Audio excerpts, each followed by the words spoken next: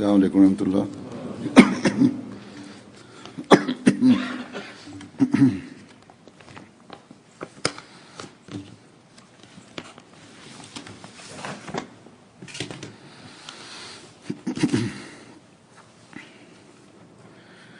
अशहदु अल्ला इलाहा इल्लल्लाह वहदहु ला शरीका लहु वअशहदु अन्ना मुहम्मदन अब्दुहु व रसूलुहु। अम्मा बअदु फ़अऊज़ु बिल्लाहि मिनश शैतानिर रजीम। बिस्मिल्लाहिर रहमानिर रहीम। अल्हम्दुलिल्लाहि रब्बिल आलमीन अर्रहमानिर रहीम मालिकि यौमिद्दीन। इय्याका नअबुदु व इय्याका नस्तईन। इहदिना सिरातल मुस्तकीम सिरातल लज़ीना अनअमता अलैहिम गैरिल मग़्दूबि अलैहिम वलद्दाल्लीन। इन्नमा यअमुरु मसाजिदल्लाहि मन आमन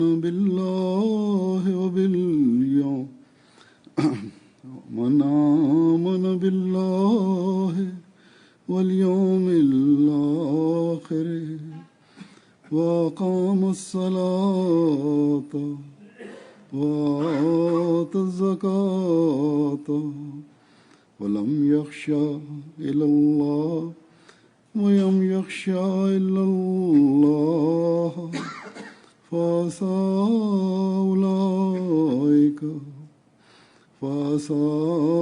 उलाइका यकूनु मिनल मुहतदीन। अल्हम्दुलिल्लाह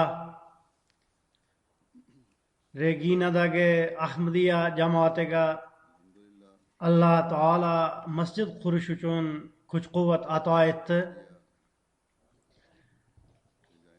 Maşallah juda go'zal masjid. Hozircha bu yerda va atrofdagi joylarda yashaydigan ahmadiylarning soni 160 dan iborat. Masjidning hajmi bo'yicha uning saroylarida 400 kishi namoz o'qiy oladilar. Yana kerak bo'lganda umumiy joyni ham ishlasak yana 100 kishi sig'adi. Buning ma'nosi shuki, hozircha jamoatning mavjud soni jihatidan bu masjid 3 barobar kattadir. Menga xabar qilindiki, bu masjidning xarajatlarini mahalliy jamoat ko'targan yoki pul berishga va'da qilgan. To'liq bo'lgan xarajatlarning yoki naqd pul berish bo'yicha 3-chi qismini 2 kishi to'lashga va'da bergan. Ulardan bittasi bizning shahid bo'lgan doktorimiz Shamsul Haq sahibning bevasi to'lagan. Men naqd pul deb aytyapman, sababi shuki, masjidning qurilishi boshlangan paytda ish boshqaruvchilar bilan aloqa qilinganda eng kam shartnoma puli ham 2,2 million dollar edi. Qolgan xarajatlarni ham qo'ysak, unda pul 3,5 million dollarga yetadi. Biroq masjidni qurish va uni pardozlashga 1,6 million dollar xarajat bo'lgan. Endi dunyoparast kishilar buni eshitib hayron bo'lsalar kerak.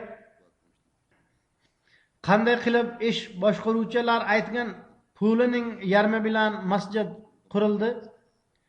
Shubhasiz bir dunyoparast kishi qurbonlik nima ekanligini hamda Hazrat Masih Maud alayhissalomning jamoati qoyim qilgan qurbonlik me'yorlarini bila olmaydi. O'z joni, mol davlati hamda vaqtini qurbon qilingan misollar ham Hazrat Masih Maud alayhissalomning jamoatidagina uchraydi. Bu tabiat har bir joydagi Ahmadiy jamoatiga xos. Xoh ular o'z mol davlatini qurbon qiladigan pokistonlik ahmadiylar bo'lsin, xoh ular Afrikada yashaydigan ahmadiylar bo'lsin. Agar ularda mol davlat bo'lmasa, o'z vaqtini qurbon qilib yoki o'zida nima bo'lsa, uni berib, o'zini masjid hamda jamoat ishlari uchun taqdim etishadi. Xoh Indoneziyadagi ahmadiylar bo'lsin, xoh Yevropada istiqomat qiladigan ahmadiylar bo'lsin, yoki Kanadada yashaydigan ahmadiylar bo'lsin, yoxud dunyoning biron bir qit'asida yashaydigan ahmadiylar bo'lsin. Alloh taolo ularga qurbonlik uchun kuch-quvvat ato etadi. Chunki ular Alloh taolaning roziligiga erishishni o'zlariga maqsad qilib olganlar. Bu masjidni ta'mirlashda jamoatning yarmidan ko'proq mablag'i tejalgan. Bu haqda menga ma'lumot berilganki, Saskatoon shahrining 3 aka-uka birodarlari masjidni ta'mirlash ishi uchun o'zini ko'ngilli xizmatchi sifatida taqdim etib, bu pulni tejashgan. Shunday qilib boshqa ko'ngilli xizmatchilar ham ishtirok etganlar. Bu uchala ish boshqaruvchi aka-ukalarga yana bir 4-chi ish boshqaruvchini shoyid Alloh taolo ana shu ish uchun Torontodan yuborgan edi. U yerdagi uning ishi tugagandan so'ng u bu yerga keldi. Qisqasi, ularning barchasi birgalikda bu ishni amalga oshirdilar. Shu bilan birgalikda boshqa ko'ngillilar ham ularga yordam berishdi. Shu jumladan Regina shahridagi mahalliy jamoat a'zolari ham bor.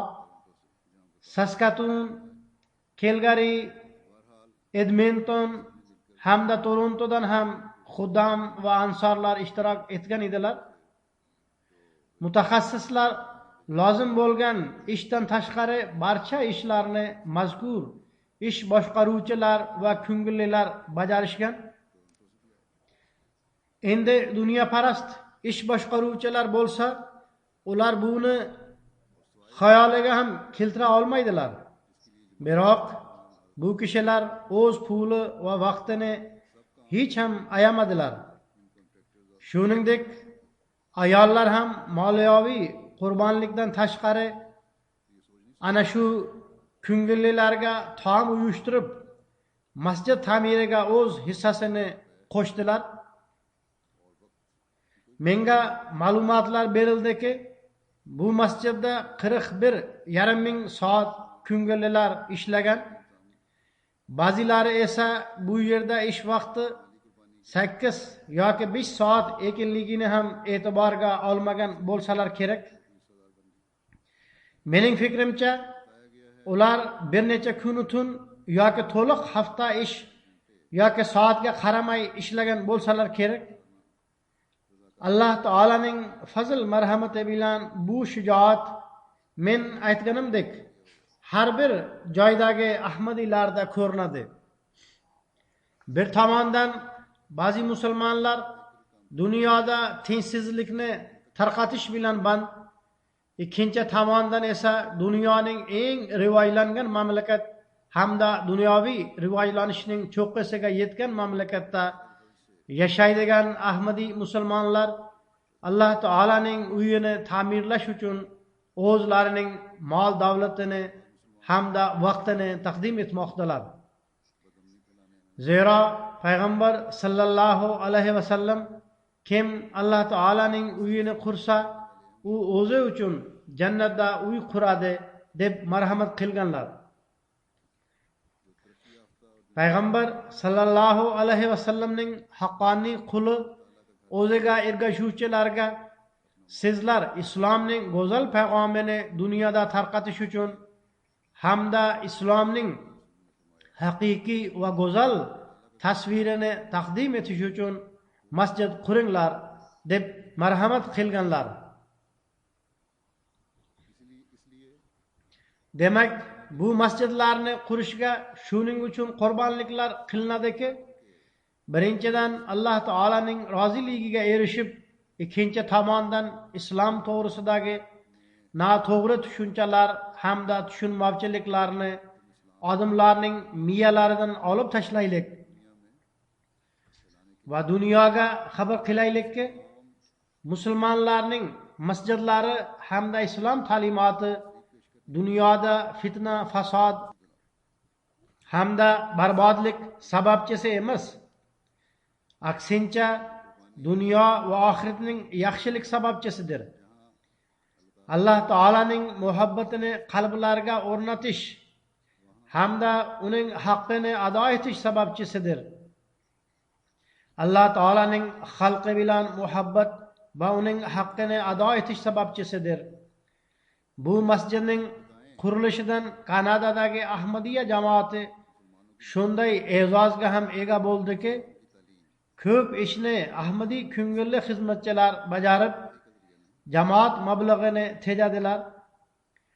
Dunyoning boshqa joylarida ham shunday ishlar bo'ladi. Biroq bu yerda ish shu tarzda birinchi marta bo'ldi. Alloh taolo barcha qurbonlik qilguvchilarga, xoh u qurbonlik vaqtniki bo'lsin, xoh u mol va davlatniki bo'lsin, katta pul to'laydigan erkak ya ayollar ham bor, ya pul berishga va'da qilganlar bor. Alloh taolo ularning barchasini mukofotlab, mol jonlariga cheksiz barakalar ato etsin. Buni doimo esda tutishimiz kerakki, masjid bizni tarbiyalash hamda targ'ibot uchun nihoyatda muhimdir. Shu sababdan men amir sohibga ular har bir jamoatda masjidni ta'mirlashga harakat qilsinlar, garchi u kichkina bo'lsa ham dedim. Ular menga biz shunday reja tuzganmiz va biz kichkina hamda ko'proq masjidlarni qurishga harakat qilmoqdamiz. Biroq bunga qaramay shuni aytmoqchimanki, biz kichkina masjidlarni qurishni rejalashtirganmiz. Ammo har bir joyda tezroq masjid qurishga imkoniyatlarimiz yo'q deb aytdi. Shuning uchun sizlarning masjid qurishga ko'ngilli sifatida boshlagan ishlaringiz bir go'zal o'rnak. Buni endi davom ettirib turish kerak va qo'ldan kelgancha mablag'ni tejash kerak. Bir joyda Hazrat Masih Maud alayhissalom masjidlar qurilishining ahamiyatini bayon eta turib shunday deydilar: hozir jamoatimiz masjidlarga juda ham muhtoj. Bu Alloh taolaning uyi. Qaysi shahar yoki qishloqda jamoatimizning masjidi qurilsa, unda jamoatning o'sib rivojlanishiga asos solindi deyaveringlar. agar musulmonlar oz yoki umuman bo'lmagan bir qishloq yoki shaharda islomni rivojlantirmoqchi bo'lsangizlar, u yerda bir masjid solinglar. Alloh taolo o'zi musulmonlarni tortib olib keladi. Biroq quyidagicha shart bor. Hazrat Masih Maud alayhissalom aytgan bu shartni ko'z o'ngimizga qo'yishimiz kerak. Masjid chin ixlos bilan qurilsin. U birgina Alloh taolo uchun bo'lsin. Birorta nafsoniy yoki nopok fikr aralashmasin. Shundagina Alloh taolo baraka qo'shadi. Demak, Hazrat Masih Maud alayhissalomning xohish istagini ro'yobga chiqarish uchun harakat qilishimiz lozim. Biroq shu bilan birgalikda Hazrat Masih Maud alayhissalom bayon etgan shartni ham ko'z o'ngimizga qo'yishimiz zarur. Ya'ni samimiylik bo'lishi kerak, faqat vaqtinchalik shijoat va jo'shqinlik bo'lmasin. Faqat go'zal masjidni ta'mirlash maqsad bo'lmasin. Aksincha, masjidning maqsad muddaolarini amalga oshirish shart. Faqat nom chiqarish uchun masjid qurilmasin. Biz shuncha qurbonlik qildik, biz shuncha vaqt sarfladik yoki qandaydir musobaqalashish uchun masjid qurilmasligi kerak. Masjidning qurilishi xolisan Alloh taolo uchun bo'lsin. Men aytib o'tganimdek, masjidni ta'mirlashga o'z hissasini qo'shgan 3 aka-uka hamda 4-chi ish boshqaruvchi kecha menga uchradilar. Ular Alloh taolo o'zlariga bu savob ish uchun o'z ulushini qo'shish uchun kuch-quvvat berganiga xursand edilar. Endi Alloh taolo ularga katta obyektlar ham ato etdi. Alloh taolo hech ham ajrsiz qoldirmaydi. Alloh taolo ba'zida tezroq ato etadi, ba'zida kechroq. Bu aka-ukalardan biri Mansur sohib menga aytib berdiki, bir bola oldin ishlayotgan edi. Universitetga o'qishga qabul qilingandan keyin u ishlashdan bosh tortdi. So'ngra u kishi tush ko'rdiki, masjidni qurish uchun ish boshqaruvchilar unga siz keraksiz deyishdi. So'ngra u kishi aloqaga chiqib bu yerda ishlay boshladi. Ishlash mobaynida uning moliyaviy ahvoli ham yomonlashib bordi. Bir kuni turmush o'rtog'i uy ro'zg'orini tebratish uchun hech pul yo'q deb aytdi. Alloh taolo u kishini shunday mukofotladiki, o'sha kuni yoki keyingi kuni soliq bo'limi tomonidan ozgina pulni bu sizning oshiqcha pulingiz edi deb qaytarib yuborildi. So'ngra bolalar manfaati bo'limidan ham pul keldi. Shunday qilib unga 13-14 ming dollar pul nasib qildi. Demak, niyatning yaxshi ekanligi shart. Undan keyin Alloh taolo ham ato etadi. Afrikada Alloh taolaning fazl marhamati bilan ko'p kishilar katta masjidlarni qurib berishadi. Mening esimda borki, men G'onaning Tamoli nomli qishlog'ida yashagan paytimda u yerda loydan yasalgan bloklar bilan qurilgan kichkina masjid bor edi. Uning devorlarini ichkaridan va tashqaridan suvab mustahkamlashga harakat qilingan edi. Men xalifa bo'lganimdan so'ng birinchi ish safarim bilan G'onaga borganimda Tamoli qishlog'iga ham o'tdim. Men u yerda 2 qavatli bir masjid qurilganini ko'rdim. Sizlarning ana shu masjidingizdan 3 barobar katta bo'lsa kerak. Uning yonida idoralar ham bor. Menga xabar qilindiki, bu masjidning to'liq xarajatlarini bir Ahmadiy ko'targan va men buni bilamanki, bu xarajatni ko'tarish u kishi uchun unchalik ham yengil emas edi. Ular 3-4 yilda bu pulni to'ladilar. Biroq nima bo'lsa ham to'liq xarajatlarni men ko'taraman deb aytib, uni amalga ham oshirdi. Men aytib o'tganimdek, Ahmadiylarning ana shu xulq-atvori har bir joyda bor. Afrikaliklar ham biz ularni umuman kambag'alliklari sababli ehtimol xasis bo'lsalar kerak deb o'ylaymiz. Biroq ularga pul kelganda ular qoyim qiladigan qurbonlikning me'yorlari dunyoda juda ham oz ko'rinadi. Har bir joyda Ahmadiylarning tabiati shuki, Alloh taolaning uyi qurilsin va u uchun qurbonlik qilinsin. Pokistonda biz masjidlarni qura olmaymiz. Odamlar menga nihoyatda tengsizlanib shunday deb yozishadi. Duo qilinglar, biz masjid qurib olaylik. Masjidni qonuniy to'sqinliklar sababli qura olmasak, unda hech bo'lmasa jamlanib namoz o'qish uchun bir saroy qurib olaylik. Minora va gumbazi bir yoqda tursin. Mehrobni ham qura olmaymiz. Ya'ni bir xona qurib turib, mehrobni biroz tashqariga chiqarib qo'yishga ham ruxsat yo'q. Aksincha ba'zi joylarda shu qadar qarshilik borki, biz qibla tomonga qarab ham biron bir binoni qura olmaymiz. Biroq Alloh taolo boshqa mamlakatlarda o'y fikrimiz va harakatimizdan ham ko'prog'ini ato etmoqda. Alloh taolo masjid qurishga kuch-quvvat ato etmoqda. Bu Alloh taolaning marhamatlaridir. Demak, biz Alloh taolaning fazl marhamatlarini ko'rib, shukr shijoati bilan to'lganmiz. Bu yerda yashovchilar ham Alloh taolo bizga bir masjid ato etdi.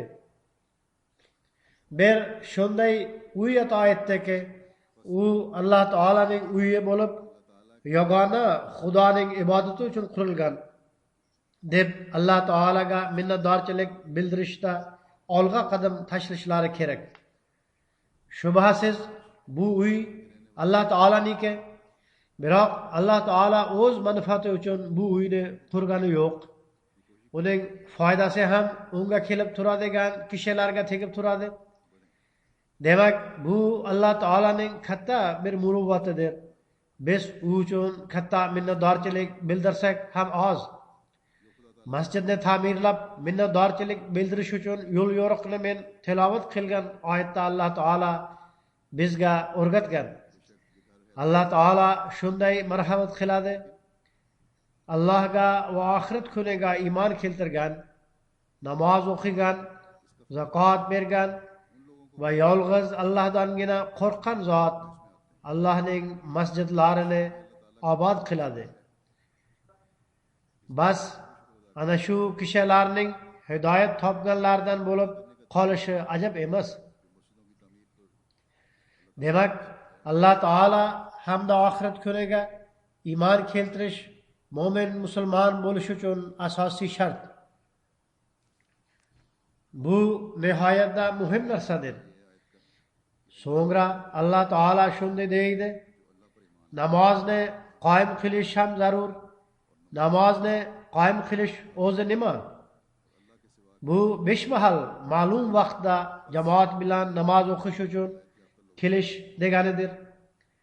Namozni qoyim qilishning asosiy sharti ham shuki, namoz jamoat bilan o'qilsin. So'ngra zakot to'lashdir. Endi zakot o'zi nima? Mol davlatni Alloh taolo yo'lida sarflab, uni tozalashdir. Alloh taolaning fazl marhamati bilan bu qurbonlik bo'yicha Ahmadiylar ilg'ordirlar. Biroq namoz uchun kelish va jamoat bilan namoz ado etishda har bir joyda yalqovlik bor. Holbuki bu nihoyatda asosiy narsa bo'lib, unga e'tiborlaringizni qaratishingiz lozim. Zakot to'g'risida shuni ham aytib qo'yayki, bir umumiy zakot bor. U har bir badavlat puli bankda yoki o'zida bor kishiga, ya'ni puli yil sayin unda turaveradi, yo oltin yo kumushi bor kishiga, ba'zi mas'ul kishilar hamda katta fermerlarga ham farzdir. Bu zakot payg'ambar sallallohu alayhi vasallam davrida tayinlangan nisobi to'g'ri kelgan har bir erkak va ayol kishiga ham farzdir. Shunday qilib, zakot to'g'risida ayollarning e'tiborini ham tortmoqchiman. Bu yerga kelib, ularning ahvoli yaxshilangandan so'ng ularda oltin buyumlar ko'p bo'ladi. Men kuzatganman, katta yoshdagi ayollar ham, yosh qizlar ham og'ir bilak uzuklar taqqan bo'ladilar. Mayli ular taqaversin. Alloh taolo zeb ziynat uchun buni joiz deb aytgan. Biroq buning ustiga zakot ham farzdir. So'ngra zakot yoki o'z molini tozalashga Alloh taolo dinining yoyilishi uchun va unga tegishli ishlar uchun xarajat qilinadigan har qanday chanda ham kiradi. Hozir bu pul bandalarning haq-huquqlarini ado etish uchun sarf qilinmoqda. Hozir Alloh taolaning fazl marhamati bilan faqat Ahmadiya jamoati islom dinini yoyish, masjidlarni ta'mirlash, targ'ibot uylarini qurish, da'vatchilarni tayyorlash, maktab va shifoxonalarni qurish ishlariga sarflamoqda. So'ngra Alloh taolo zakotdan keyingi buyruqda shunday deydi: sizlar Alloh taoladan bo'lak hech kimdan qo'rqmanglar. Agar Alloh taolaning qo'rquvi bo'lsa, shundagina inson ko'pgina yomonliklardan saqlana oladi. Bu mamlakatlarda erkinlik nomi bilan bo'layotgan ko'pgina yomonliklardan saqlana oladi. Esda tutinglar, Alloh taolaning qo'rquvi qalbda paydo bo'lishi kerak. Alloh taolaning qo'rquvi taqvodir. Taqvo haqida Qur'oni Karimda ko'pgina oyatlar bor. Ularda turli ahkomlar berilgan. Demak, agar bu gaplarga amal qilsangiz, unda bilib olinglar, sizlar Alloh taolo nazdida hidoyat topganlardan sanalasizlar. Va masjidning obod qilish maqsadini amalga oshira olasizlar. Ana shu amallar orqali inson iymonga qoyim bo'lib mustahkamlanadi. Ana shu narsa masjidning ta'mirlash maqsadini amalga oshiradi. Ana shu narsa insonni Alloh taolaga shukr qilguvchiga aylantiradi. Aks holda biz masjidni qurib qo'ydik va namozlarga ba'zida kelib turamiz deb xursand bo'lib, Alloh taolaga qaraganda bandalardan ko'proq qo'rqadigan bo'lib qolsak, dunyoga qiziqib, uni ustun qo'yib, dinning farzlarini unutib yuborsak, unda ehtimol biz vaqtinchalik savobni oldik. Biroq Alloh taolaning doimiy fazl marhamatlaridan uzoqlashuvchilardan bo'lib qoldik. Demak, Alloh taolo masjidlarni haqiqiy obod qiluvchilar, iymon va e'tiqod jihatidan mustahkam hamda amal jihatidan ham ilg'or kishilardir deb marhamat qiladi. Eng birinchi jamoat hamda ichki uyushmalarning mas'ullariga bu mas'uliyat yuklanadiki, ular albatta masjidlarda hozir bo'lsinlar.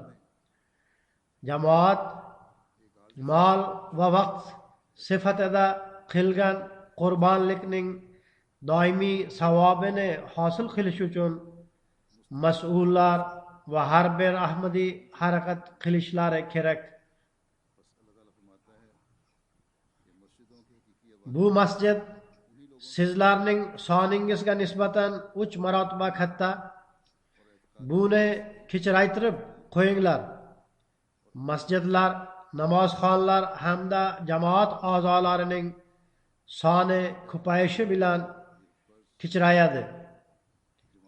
Jamoat a'zolari sonini oshirish uchun targ'ibot qilish nihoyatda zarur.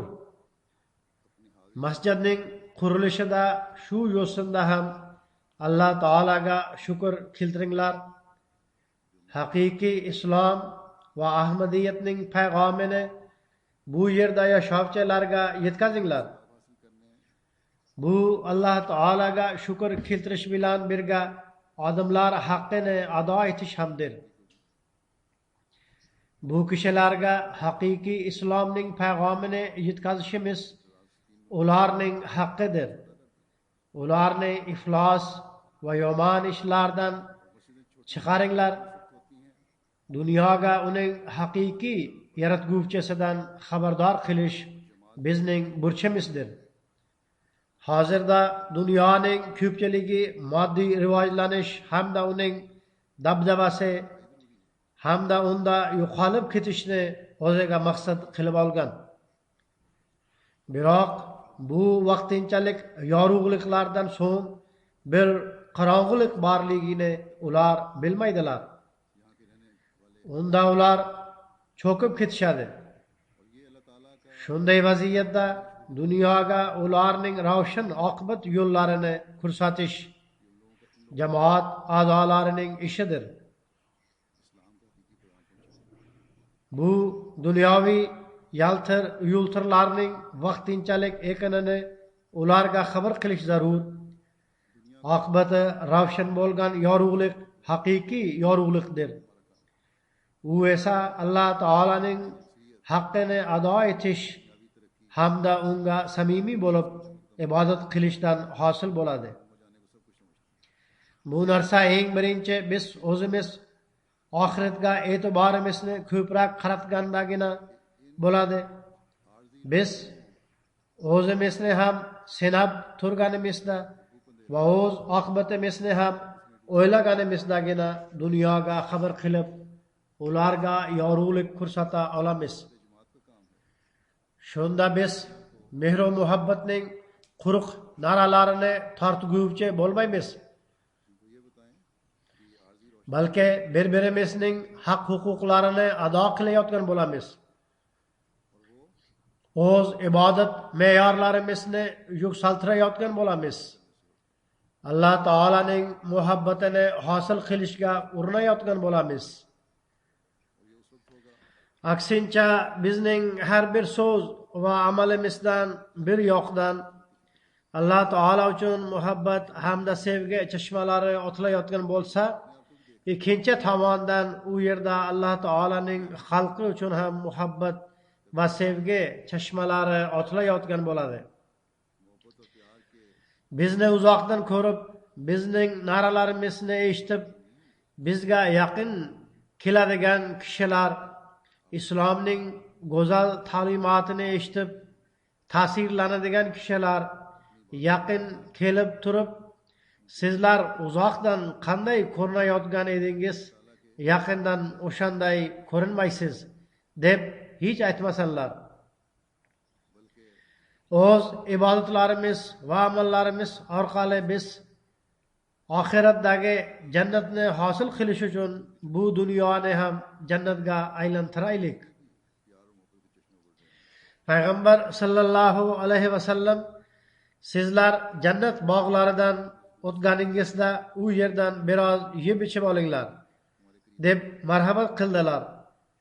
Hazrat Abu Hurayra radhiyallohu anhu ana shu davrada o'tirgan edilar.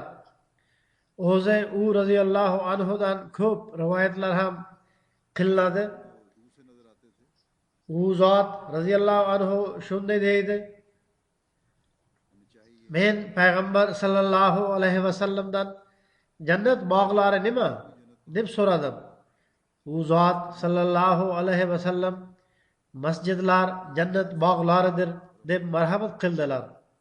Men yana ya Rasululloh, jannatda yeb ichishdan murod nima deb so'raganimda u zot sallallohu alayhi vasallam shunday dedilar: Alloh taolani zikr qilish tasbih va tahmid qilish, subhanalloh, alhamdulillah, la ilaha illalloh, allohu akbar deb o'qish jannatning oziq ovqatlaridir.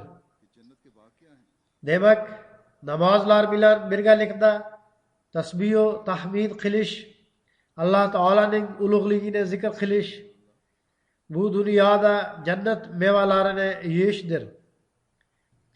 Alloh taolo zikri hamda uning ibodatiga shunday e'tibor qiladigan kishi faqat oxiratdagi jannatni ko'rmay turib, aksincha Alloh taolaning ahkomlariga amal qilib, bandalarning haq huquqlarini ham ado etishga va o'z amallarini Alloh taolaning ahkomlariga tatbiq etishga harakat qiladi.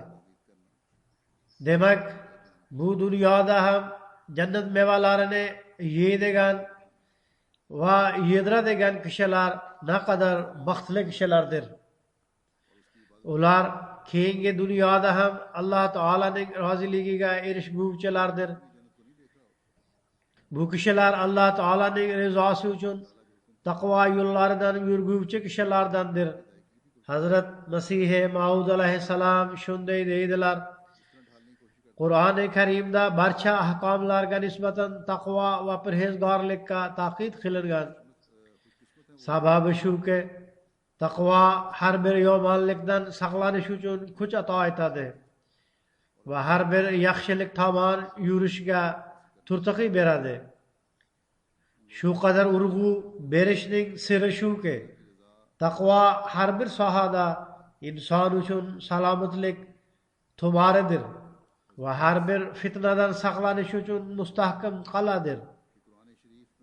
Ya'ni taqvo yo'lidan yurganda inson shaytondan saqlanadi. U zot alayhissalom davom etib shunday deydilar: bir taqvodor inson ko'pgina boshqa kishilar mubtalo bo'lgan, gohida halokatga yetib boradigan behuda hamda xavfli janjallardan saqlana oladi.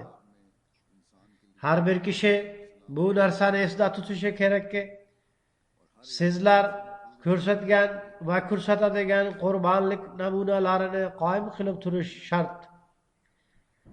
Aks holda bu vaqtinchalik qurbonliklar bo'ladi. Men aytib o'tganimdek, targ'ibot haqqini ado etish ham Alloh taolaga shukr keltirishdir. Biroq masjidning qurilishidan so'ng ko'pgina kishilar shunday ham bo'ladilarki, ular o'z-o'zidan masjidni ko'rib, e'tiborlari sizlar tomon qaratiladi. E'tiborlari shu yerda yashovchi ahmadiylar tomon qaratiladi. U payt amali va taqvosi bo'lgan har bir ahmadiy boshqalarga hidoyat sababchisi bo'ladi. Demak, bu masjid shu yerda yashovchi har bir ahmadiyga shunday mas'uliyatni yuklamoqda. Bu mas'uliyatni amalga oshirish uchun har bir ahmadiy o'z namunalarini ko'rsatishi lozim. Hazrat Masih Maud alayhissalom shunday deydilar: bizning jamoatimiz a'zolari boshqalarga o'rnak bo'lishlari kerak. Kim jamoatimizga qo'shilib yomon namunasini ko'rsatsa yoki amaliy yo e'tiqodiy zaifligini ko'rsatsa, u zolimdir. Zero u barcha jamoatni badnom qiladi va bizni ham e'tirozga qoldiradi. Yomon namunalardan boshqalar nafratlanishadi, yaxshi namunalardan esa odamlar rag'batlanishadi. U zot alayhissalom shunday deydilar: ba'zi kishilarning xatlari bizga yetib keladi. Ular: men hozirgacha sizning jamoatingizga qo'shilmaganman. Biroq jamoatingizning ba'zi kishilarining ahvollaridan bu jamoatning ta'limoti albatta yaxshiliklardan iborat deb bilib oldim, deya yozishadi. Bugun ham ko'p kishilar menga xat yozishadi. Ba'zi kishilar uchrashganda shunday deb aytishadi ham: jamoat a'zolarini ko'rib, Sizlarning ta'limotingiz tinchlik, salomatlik, mehr va muhabbatning ta'limoti ekanligi ma'lum bo'ladi. Demak, shunday xulq-atvorni davom ettirish, bu ta'limotni yanada yoyish va buni davomiy ravishda o'z amallariga tatbiq qilish har bir ahmadiy uchun shart. Hazrat Masihi Maud alayhissalom shunday deydilar: Allah Taala ham inson amallarining kundaligini tayyorlaydi. Ya'ni bir kundalik tutib olinadi. Unda uning amollari yoziladi. İnson ham o'z sharoitlari to'g'risida kundalik tayyorlashi kerak. Allah Taala har bir kishi uchun kundalik tutib oladi. Biroq bir mo'min kishi ham o'zini sinab turib, kuniga o'z kundaligida men qanaqa yaxshi va yomon ishlarni qildim deb yozib turishi lozim. U zot alayhissalom shunday deydilar: inson ham o'z sharoitlari to'g'risida kundalik tayyorlab, unga amal qilishi kerak. Faqat yozib olish emas, balki unga men yaxshilik bo'yicha qanchalik olg'a qadam qo'ydim deb e'tibor qaratishi lozim.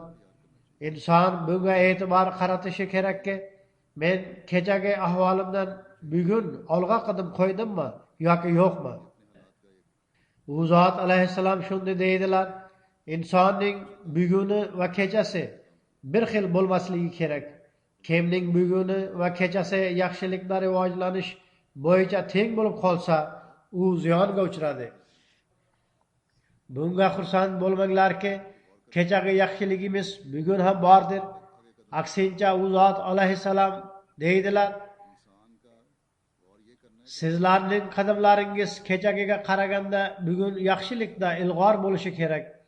Agar shunday bo'lmasa, unda bilib olinglar, sizlar foyda emas, ziyon ko'rayapsizlar. U zot alayhissalom shunday deydilar: agar inson Alloh taolani tan oladigan va unga komil iymon keltiruvchi bo'lsa, u hech ham zoya qilinmaydi. Aksincha u uchun 100 minglab jonlar asrab olinadi. Demak, bugun dunyoni halokatdan saqlash ahmadiylarning vazifasidir. Biroq buning uchun shart shuki, bizning qadamlarimiz olg'a tashlansin. U zot alayhissalom deydilarki, bir kishi uchun 100 minglab jonlar asrab olinadi. Demak, Alloh taolani unutib yuborgan dunyoni asrash har bir ahmadiyning mas'uliyatidir. Ba'zi axloq jihatidan yaxshiroq kishilar ham bor. Ba'zida ular bizning axloqlarimiz yaxshi, dinga ergashib nima qilamiz deb aytishadi. To'g'ri, ularning ayrim kundalik axloqlari yaxshi. Ular uchrashish, ko'rishish bo'yicha yaxshiroq. Birovning haqqini ham yemaydilar. Biroq erkinlik nomi bilan ayrim axloqlar bo'yicha bu kishilar butunlay inqirozga uchraganlar va qonun ham ularni mudofaa qiladi. Bu dunyo Alloh taolani butunlay unutib yuborgan. Shunday sharoitlarda biz Hazrat Masihi Maud alayhissalomga bayat qilganlar ham agar o'z qadariyatlarimizni unutib, Alloh taolani unutib, hamda islomiy axloqlarni unutib, dunyoga ergashadigan bo'lsak, unda dunyoni kim isloh qiladi? Shubhasiz, Alloh taolo Hazrat Masihi Maud alayhissalomga bergan va'dalar amalga oshadi. Alloh taolo yana boshqa kishilarni jamoatga ato etadi. Biroq biz bundan mahrum qoladigan bo'lmaylik.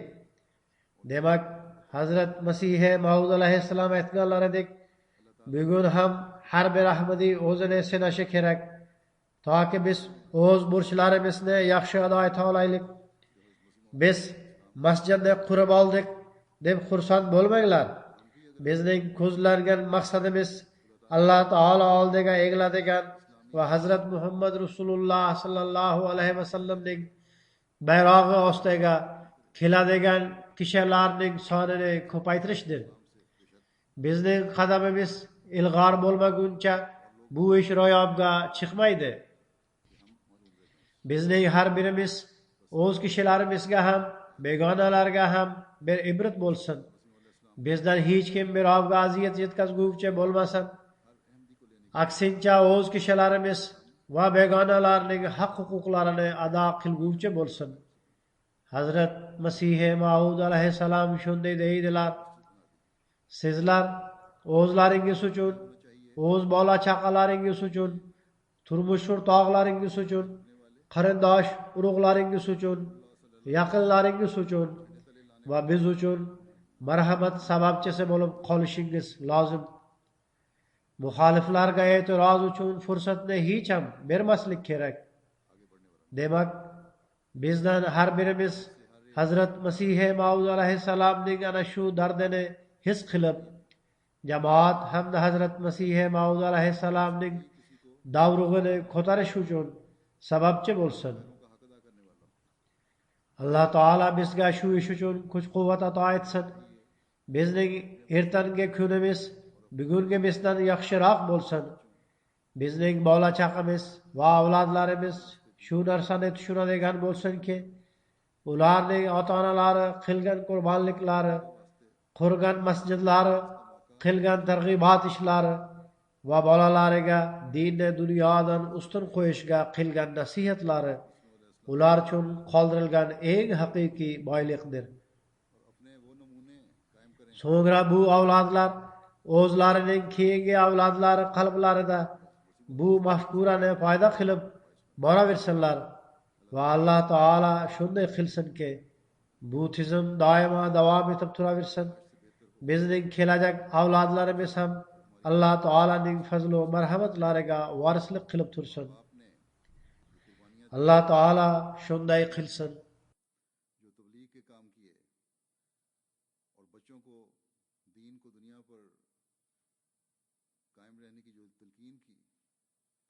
वही हकीकी दौलत है जो उनके लिए छोड़ी है, और फिर आइंदा नस्लें अपनी नस्लों के दिलों में ये सोच पैदा करते चले जाने वाली हों, और ये सिलसिला अल्लाह ताला करे कि यूँ चलता रहे। अल्लाह ताला के फजलों को हमारी आइंदा नस्लें भी समेटती रहें। अल्लाह ताला करे कि ऐसा ही हो।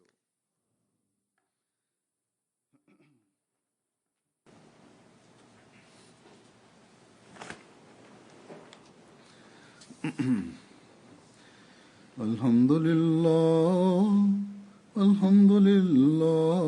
नहमदुहु व नस्तईनुहु व नस्तगफिरुहु व नुमिनु बिही व नतवक्कलु अलैहि व नऊज़ु बिल्लाहि मिन शुरूरि अनफुसिना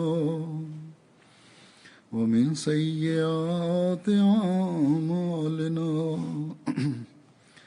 मन यहदिहिल्लाहु फला मुदिल्ल लहु व मन युद्लिल्हु फला हादिय लहु व नशहदु अन ला इलाहा इल्लल्लाह व नशहदु अन्ना मुहम्मदन अब्दुहु व रसूलुहु। इबादल्लाह रहमकुमुल्लाह इन्नल्लाह यामुरु बिल अदलि वल इहसानि व इताइ ज़िल क़ुर्बा व यन्हा अनिल फ़हशाइ वल मुनकरि वल बग़य याइज़ुकुम लअल्लकुम तज़क्करून। उज़्कुरुल्लाह यज़्कुरकुम वदऊहु यस्तजिब लकुम व लज़िक्रुल्लाहि अकबर।